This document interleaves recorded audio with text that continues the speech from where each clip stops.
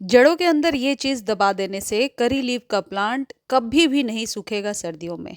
सारी केयर कर चुके और फिर भी ठंड में आपके करी लीफ का प्लांट सूखने लगता है, मीठा नीम बिल्कुल सूखा बेजान सा हो जाता है। तो आज के वीडियो में जो उपाय मैं आपको बताने वाली हूँ, ये 100% टेस्टेड है। आप ये करके देखिए, निश्चित तौर पर ये पौधा ठंड में नहीं सूखेगा और इसकी जो ग्रोथ है वो डबल ट्रिपल हो जाएगी। ये जो करी लीफ का प्लांट आप देख रहे हैं, अभी से 20 या 25 दिन पहले एक वीडियो मैंने शेयर किया था। पहले वो प्लांट मैं आपको दिखाती हूँ। देखिए, ये यही पौधा है जिसकी ग्रोथ 30 दिन पहले इतनी थी। इसमें 3 प्रकार के ऑर्गेनिक बिल्कुल फ्री के खाद जो किचन से ही मिल जाता है, मैंने डाले थे और उसका रिजल्ट इतना अच्छा हुआ है और अब आप ग्रोथ देख पा रहे हैं। तो जो कड़ी लीफ का प्लांट है वो सर्दियों में यदि डोरमेंट हो रहा है, आपको लग रहा है पौधा ग्रोथ नहीं दिखा रहा है, तो सिर्फ ऑर्गेनिक खाद पानी देते रहिए, क्योंकि खाद पानी के अभाव में जो पौधा है न्यू लीव्स भी नहीं निकालेगा और कई बार सूखने लगता है। तो यदि आपके पौधे की ग्रोथ बिल्कुल रुक गई है, तो जो खाद मैंने डाला है 30 दिन पहले जिस वीडियो में बताया था, उसका लिंक मैं डिस्क्रिप्शन में दे दूंगी, आप जा कर के देख सकते हैं। अभी अब आपको क्या करना है, करी लीफ के पौधे को स्वस्थ रखने के लिए आपको रूट फिलिंग पे ध्यान देना होगा।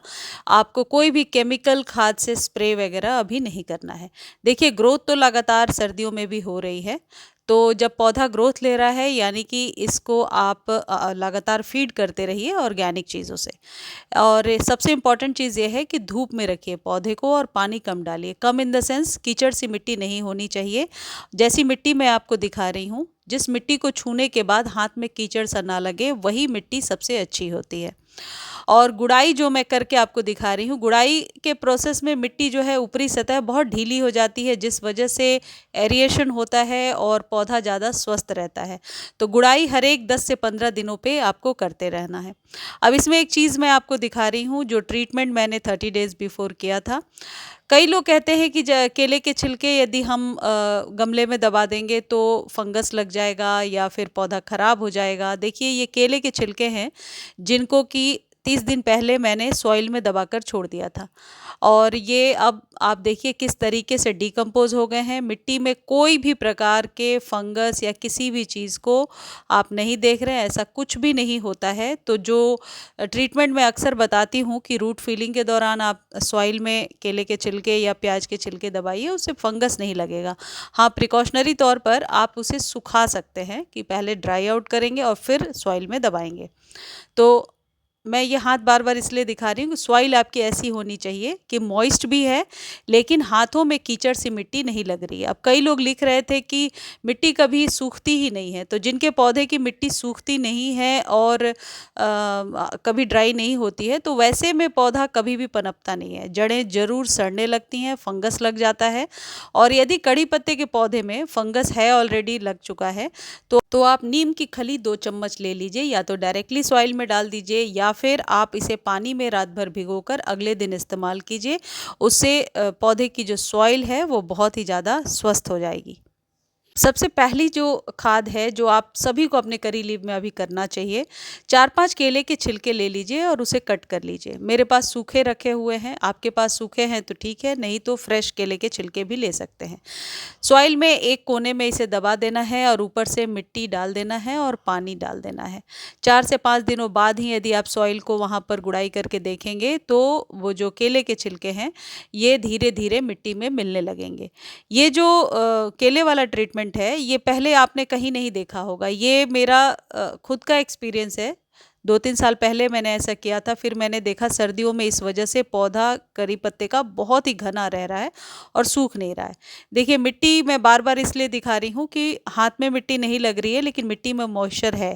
तो ये जो केले के छिलके वाली खाद हम देते हैं ना, ये मिट्टी को बहुत ज़्यादा पोरस और बहुत ज़्यादा फर्टाइल बना देता है और पौधा बहुत ही अच्छे से सर्वाइव होता है। पत्तियाँ भी लश ग्रीन निकल करके आती हैं। अब केले के छिलके जो हैं ये आप अपनी मर्जी से ले सकते हैं, 8-10 भी ले सकते हैं। और यदि ज़मीन में लगा हुआ है पौधा, तो चारों तरफ से गुड़ाई करके और केले के छिलके को आप दबा सकते हैं। और इसका दूसरा तरीका यह है कि 2-3 केले के छिलके इस तरीके से रात भर पानी में भिगोइए।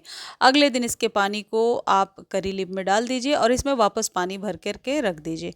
4-5 दिनों बाद फिर यूज़ कर लीजिए। आप चाहें तो इसमें नॉर्मल वाटर भी मिला सकते हैं, लेकिन इससे स्प्रे नहीं हो सकता। इससे कोशिश करें स्प्रे ना करें, क्योंकि थोड़ा थिक होता है, लेकिन डायरेक्टली आप सॉइल में डाल सकते हैं। इसका रिज़ल्ट बेहतर होगा। आप एक बार ये ज़रूर करके देखिए। करी लीफ का पौधा बहुत ही जल्दी हरा, घना और लंबा हो जाएगा। दूसरी जो चीज़ है, जो बहुत सस्ती सी खाद है, यदि एक बार आप खरीद लेते हैं तो सालों साल आपके गार्डन में रहता है। उसको खरीदने का लिंक मैं डिस्क्रिप्शन में दे दूंगी, और लिंक कॉपी नहीं कर पाते हैं तो फिर आप टेक्स्ट करेंगे तो लिंक प्रोवाइड हो जाएगा, और वो है डीएपी। डीएपी आपको हर उस पौधे को देना चाहिए जो परमानेंट पौधा है, जिसकी लाइफ 8 से 10 साल है, क्योंकि रूट्स के एक्सपेंशन के लिए और पौधे के स्टेम को मोटा करने के लिए डीएपी बहुत ही ज़रूरी खाद है। और आप देख रहे हैं ये 1 चम्मच के बराबर है, क्योंकि कंटेनर साइज़ 12 इंच से बड़ा है, इसलिए मैं 1 चम्मच भर के डाल रही हूँ। और पौधा यदि पुराना हो तो आप 2 चम्मच भी ले सकते हैं। तो मतलब 1 चम्मच में करीब 20 से 25 दाने आ जाएंगे डीएपी के। इनको देने के बाद 3 महीने तक अब आपको डीएपी देने की ज़रूरत नहीं है, लेकिन आप ये सभी परमानेंट पौधों को देते रहिए। साल में 2-3 बार डीएपी पौधों को देने से स्टेम भी मोटी हो जाती है, और जो ये डायमोनियम फास्फेट है, ये बहुत ही टेस्टेड खाद है, किसान भाई भी इस्तेमाल कर सकते हैं। इसका रिजल्ट हमेशा बेहतर होता है। आप चाहें तो इसे पानी में घोल करके भी दे सकते हैं, लेकिन पानी में घोलने के लिए आपको कम से कम 24 से 48 घंटे वेट करना होगा, क्योंकि ये बहुत जल्दी सॉल्युबल नहीं होता है। और ये जो डीएपी है, ये बहुत आसानी से लोकल नर्सरी पर भी मिल सकता है, या फिर आप लिंक से भी खरीद सकते हैं। अब बात सर्दियों के दौरान, एक चीज़ ध्यान रखिएगा, कड़ी पत्ते को कभी भी ओवर वाटर ना करें।